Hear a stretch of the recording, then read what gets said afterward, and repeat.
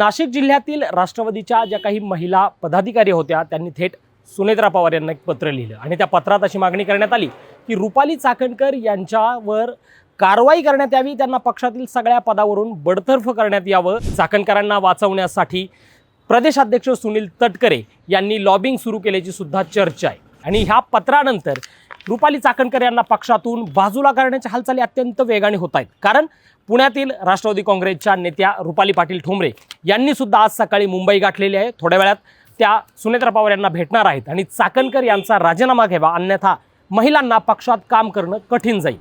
नाशिक जिल्ह्यातील भोंदू अशोक खरात याचे कारनामे दिवसेंदिवस उघड होत आहेत।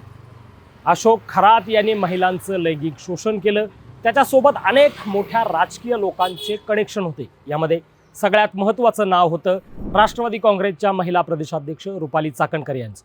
रुपाली चाकणकर यांना खरात सोबत असलेली जवळीक नडली आणि त्यांच्या भोवती कारवाईचा फास आता उडत आहे।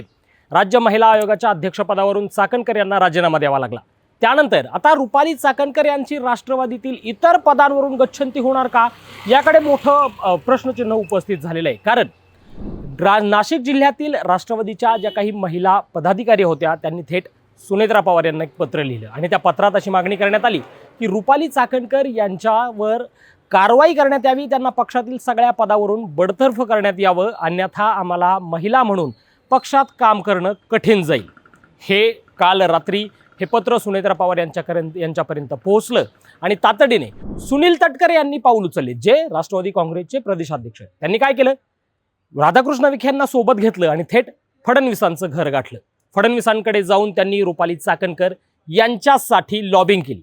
चाकणकरांना वाचवण्यासाठी प्रदेशाध्यक्ष सुनील तटकरे यांनी लॉबिंग सुरू केल्याची सुद्धा चर्चा आहे। आता हे सगळं प्रकरण जे सुरू झालंय चाकणकर यांच्या राष्ट्रवादीतील राजीनाम्याचं, त्याचं एक कारण आहे ते म्हणजे नाशिकच्या जिल्हाध्यक्षा बलकवडे यांनी एक सुनेत्रा पवार यांना एक पत्र लिहिलं आणि ते पत्र माझ्या हातात आहे। त्या पत्रात अत्यंत गंभीर आरोप रुपाली चाकणकर यांच्यावर करण्यात आले।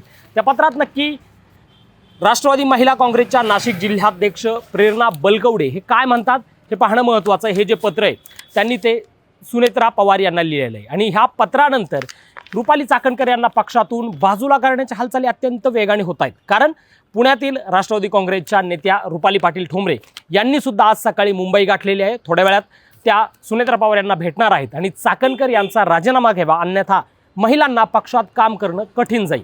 त्या पत्रात काय म्हटलेलं आहे आणि चाकणकर यांच्यावर काय गंभीर आरोप केले पाहूया।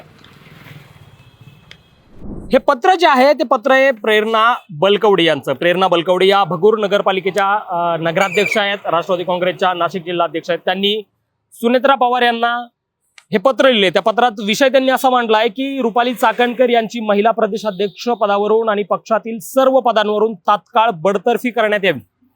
ते म्हणतायत की वहिनी साहेब, राष्ट्रवादी काँग्रेस हा पक्ष महिलांचा सन्मान आणि न्यायासाठी कटिबद्ध असलेला पक्ष आहे।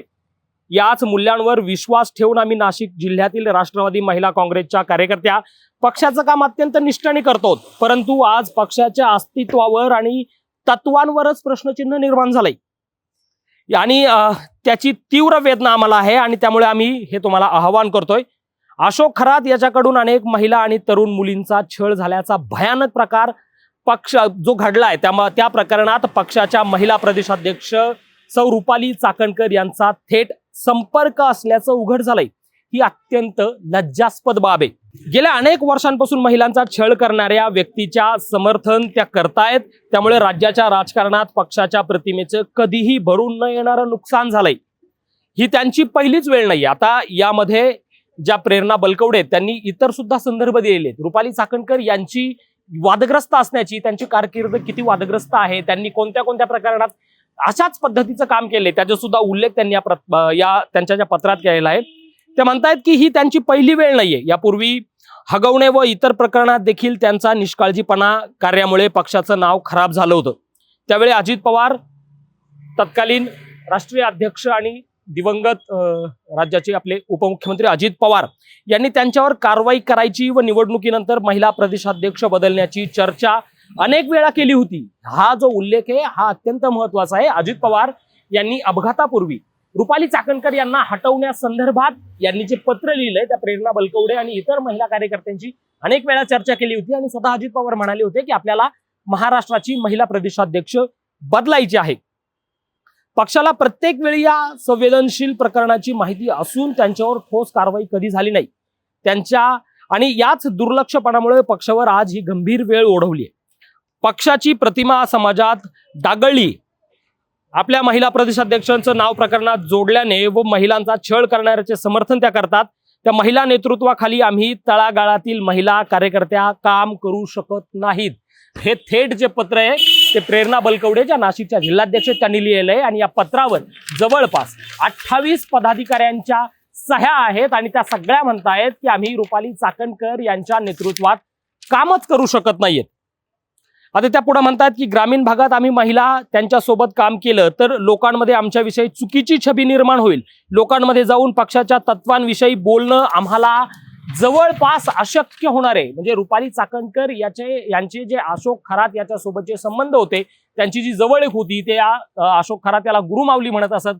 त्या अशोक खरात सोबत संबंध चाकणकर यांचे असल्याने आम्ही स्वतः लोकांमध्ये जाऊन कुठल्या तोंडाने जाणार आणि काय बोलणार हा त्यांच्या सगळ्या पत्राचा मतित अर्थ होतो। आणि त्यामुळेच आम्ही नाशिक जिल्ह्यातील सर्व कार्यकारिणी सदस्य, तालुका अध्यक्ष, कार्यकर्ते आपणास एक मताने आणि अत्यंत गंभीरपणे हे कळवतोय की रुपाली चाकणकर यांना तात्काळ पदावरून हटवलं नाही तर आम्ही सर्वजण निष्ठेने आमचे कर्तव्य पार पाडू शकणार नाहीत। महाराष्ट्रातील जनतेमध्ये पक्षाची प्रतिमा वाचवण्यासाठी आणि पक्षांच्या मूल्याचे रक्षण करण्यासाठी आम्ही आपणास विनंती करतोय की रुपाली चाकणकर यांना पक्षाच्या महिला प्रदेशाध्यक्ष पदावरून आणि इतर सर्व पदावरून तात्काळ बडतर्फ करावं। यावर आपण कारवाई करून पक्षाची होणारी जी हानी आहे ती टाळाल एवढी एक आमची शेवटची अपेक्षा असल्याचं प्रेरणा बलकवडे यांनी सुनेत्रा पवार यांना लिहिलेल्या पत्रात म्हटले। फक्त प्रेरणा बलकवडेच नाही तर नाशिक जिल्ह्यातल्या अनेक पदाधिकारी महिलांनी हे पत्र आहे ते सुनेत्रा पवार असतील, नाशिक जिल्ह्यातील नेते छगन भुजबळ असतील यांना लिहिलेलं आहे।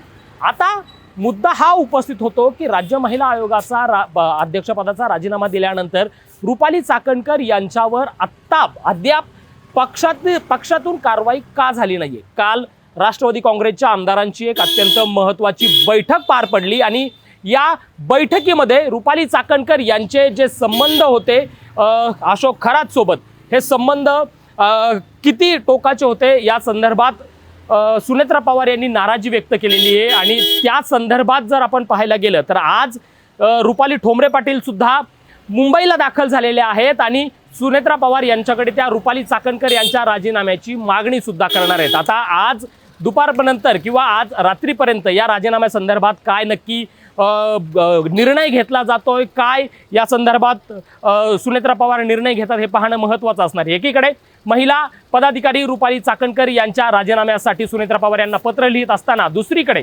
सुनील तटकरे पक्षाचे प्रदेशाध्यक्ष राधाकृष्ण विखे पाटील यांच्यासोबत थेट देवेंद्र फडणवीस यांच्या भेटीला जात आहेत आणि रुपाली चाकणकर यांना कुठेतरी सेव्ह करण्याचा प्रयत्न करतायत। आता या खरात प्रकरणानंतर राष्ट्रवादीमध्ये उघड दोन गट पडलेत। याचा अंत नक्की कसा होणार आहे हे पाहणं महत्त्वाचं असणार आहे। या व्हिडिओत तुर्तास इथंच थांबूयात। धन्यवाद।